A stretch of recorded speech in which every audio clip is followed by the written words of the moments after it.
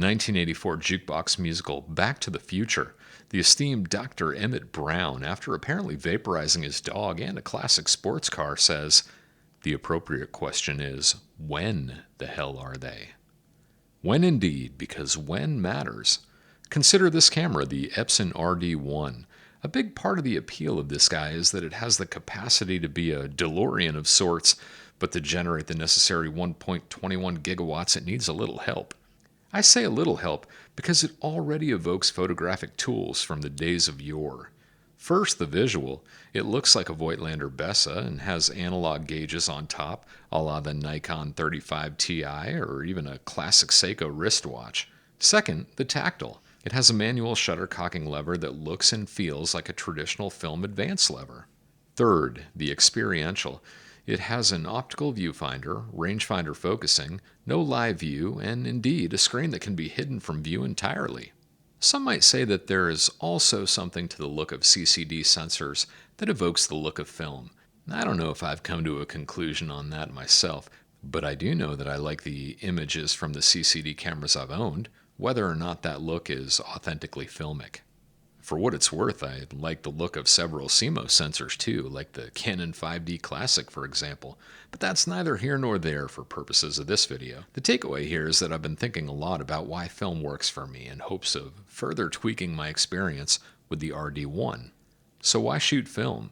There are a few reasons I do, including the look and the romantic reality that some little piece of cellulose was actually on the scene, in the moment, reacting to the same photons my eyes did. But the truth is I can typically massage a digital RAW file to get a look I like, and as romantic as the "it was there" argument is, I rarely pull out and hold negatives like a stuffed animal. But there is one other reason for shooting film that is almost always true, and that is the time machine effect. What's the time machine effect, you ask? Well, with digital cameras you can chimp. That is to say, immediately confirm that you did or did not get the image you intended.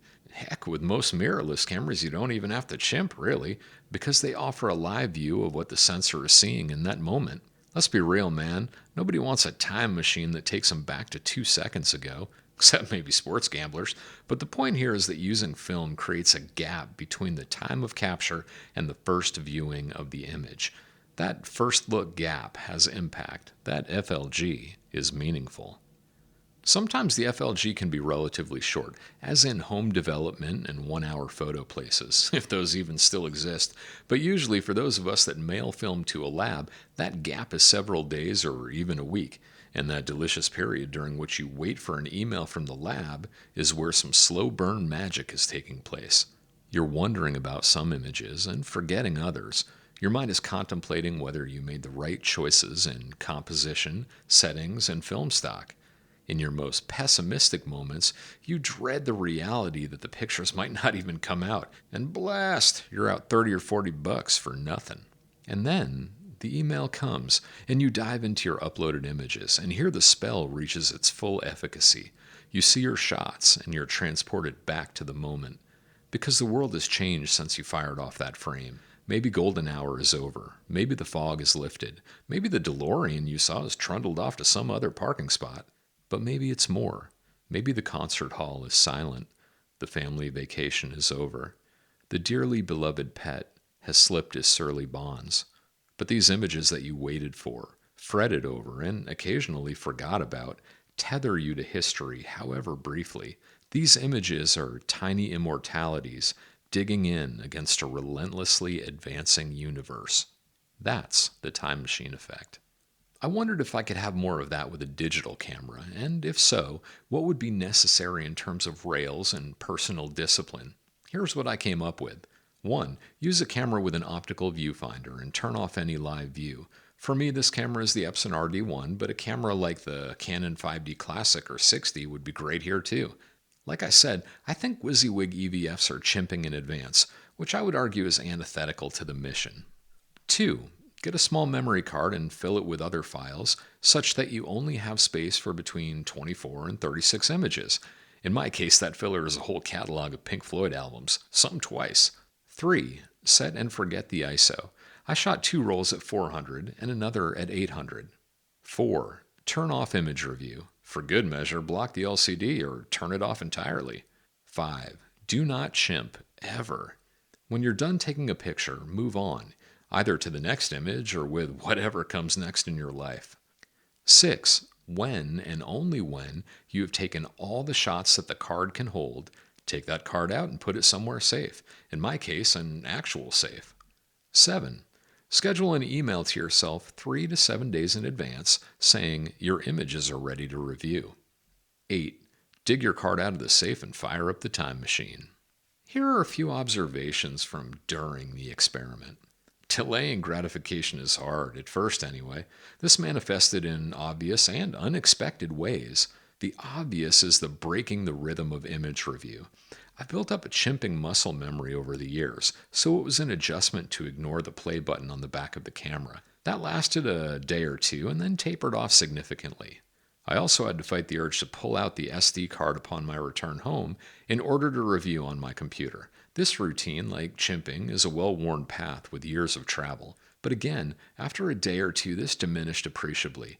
Candidly, it didn't hurt that we're midwinter here in Missouri, and these images are relatively banal. In other words, I'm not expecting a bunch of portfolio work from these rolls. One thing I didn't see coming is that without the option to chimp and review, I had a little trouble deciding which camera to grab. I mean, if I have the film weight, why not shoot a film camera, right? On a few occasions, I use the Contax T9. On others, I use the Canon F1. It took real discipline to grab the Epson at times. The result is that it took longer than I expected to fill the first memory card. But I did fill it eventually. And then I did it again, and a third time. 3 rolls of 25 to 35 images. And what are my final takeaways after this photographic experiment? Number 1, waiting to review the images required discipline, but it did make the process more meaningful. After 4 or 5 days per card, I did feel the time machine effect, and I suspect that if I had waited weeks or months, it'd be stronger still. 2, while I had to resist the urge to chimp initially, by the second roll, I didn't think about it at all. 3, the mechanics of the R-D1 and the OVF did help. In other words, it did feel a lot like using a film camera. Not as solid a film camera as, say, a Canon F1, but film-like nonetheless, maybe like a Leica Film CL. 4, my keeper rate was maybe 50%. By keeper, I mean shots where I accomplished what I intended in composition, exposure, and focus. Candidly, I missed a lot of shots, but I suspect that this approach would, over time, make me a better photographer than if I had the option to spray, pray, and liberally cull. Certainly, I would learn the camera more intimately. And overall, I guess the images were fine, but I only got a couple of shots I really dig. No portfolio work here. So I don't know, try it. You might like it. I'm going to stick with it for the foreseeable future with the R-D1, and I may give it a shot with a couple of other cameras, like maybe the Canon G11 or the 1D Mark IV. Again, this seems like a viable approach for something like a Canon 5 or 6D. So that'll do it for now. Thanks for stopping by and happy shooting.